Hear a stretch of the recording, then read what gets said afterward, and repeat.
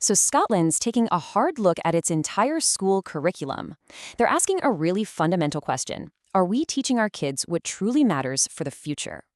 Let's break down this major shift and get into what's changing and maybe more importantly, why. And really, it all boils down to this one huge question. The world is changing so fast, right? So educators are stepping back and asking, hey, are our schools actually preparing young people for the challenges they're really going to face out there? So here's what we're going to cover. First, we'll get into why this change is happening right now. Then we'll check out the new system that's designed to keep the curriculum from getting stale. We'll also explore this cool concept of big ideas and see how a new know, do, understand model works. And finally, we'll tie it all together and see what this all means for students. All right, so why the big change? And why now? Well, it turns out it wasn't just one single thing. It was actually a mix of feedback from the international community and, crucially, from teachers right there in the classroom. A big push came back in 2021 from an OECD report, which basically said it was time for a refresh. But the call was also coming from the ground up. Teachers were saying the curriculum felt crowded, like there was just too much stuff to cover, leaving no time to go deep. And there was this feeling that the jump from primary to secondary school felt, well, a bit disconnected for a lot of students. What we're seeing here is a really important shift in thinking. For a while, the focus has been on skills, or competencies. Now, they're not throwing that away, they're enhancing it. The idea is that skills are way more powerful when they're built on a really solid foundation of actual knowledge and a deep understanding of the why. Now, to make sure this whole evolution works long-term, they've put a new system in place, and it's designed to be a constant process, not just a one-time thing. It's called the Curriculum Improvement Cycle, or CIC for short. You can basically think of it as a permanent feedback loop, a system designed to make sure the curriculum never gets stale again. It's led by Education Scotland, and it's all about collaboration, bringing everyone to the table to keep things fresh and relevant. And this didn't just happen overnight. It's been a pretty deliberate journey. That 2021 OECD report really kicked things off. That led to a huge national discussion. By the end of 2023, the CIC was officially a go. And all through 2024, they've been laying the groundwork, with a big paper on how to actually make it happen due in March 2025. This is a great way to visualize the thinking behind the whole framework. It's broken down into 3 layers that are all connected. You've got the why, that's the whole purpose of education. Then there's the what, the actual stuff you learn, the knowledge and skills. And finally, the how, the different ways teachers teach. The goal is to make sure all 3 are always working together. Okay, let's dive a little deeper into that middle layer, the what.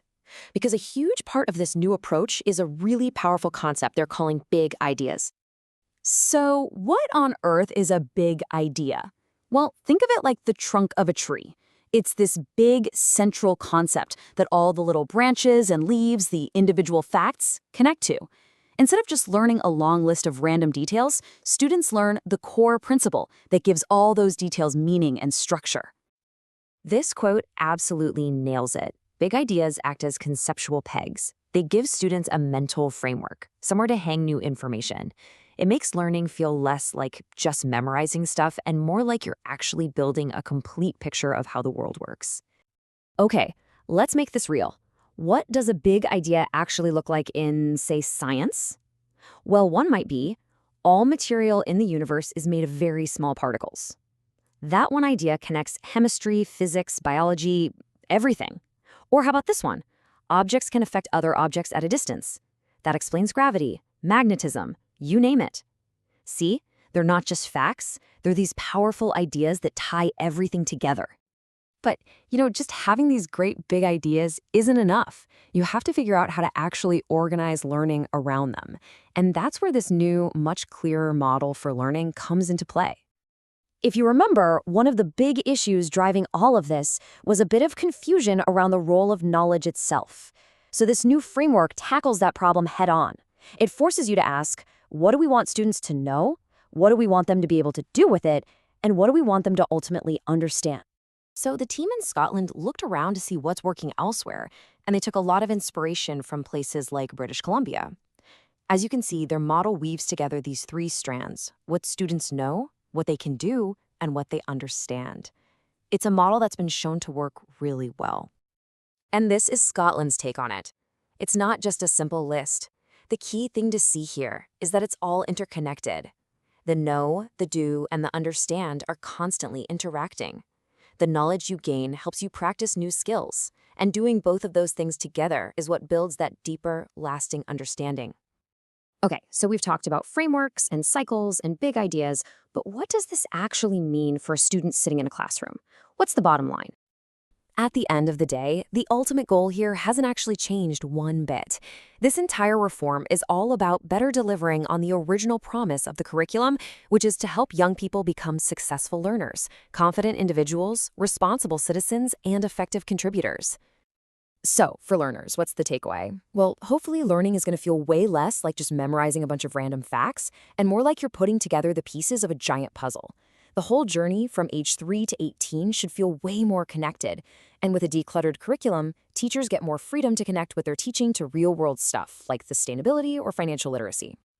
And all of this brings us right back to that fundamental question about what school is even for.